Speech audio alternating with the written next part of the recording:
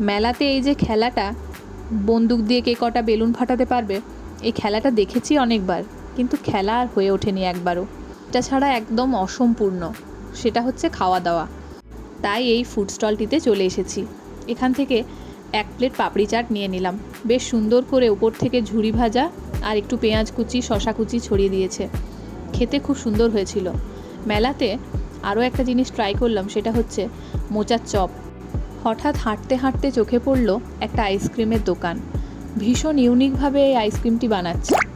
আমি এর আগে কোনো মেলাতে এরকমভাবে আইসক্রিম বানাতে দেখিনি, তাই খুব কৌতূহল হলো, একটু খেয়ে দেখলাম। ভীষণ সুন্দর খেতে ছিল। মেলায় যে এত সুন্দর আইসক্রিম পাওয়া যাবে আমি এক্সপেক্টই করিনি সেটা।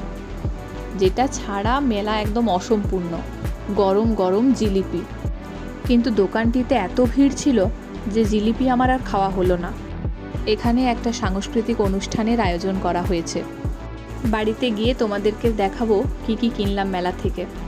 এই যে এই কাপগুলো কিনেছি, আর একটা খুব সুন্দর কিউট চাবির রিং কিনেছি, যেটা আমার ভীষণ পছন্দ হয়েছে। আর একটা ফুলদানি কিনেছি। এই ফুলদানিটাও আমার খুব ভালো লেগেছে। আজকের মতো ভিডিওটা এখানেই শেষ করছি। তোমরা জানিও ভিডিওটা কেমন লাগলো। টাটা সকলকে, ভালো থেকো, সুস্থ থেকো।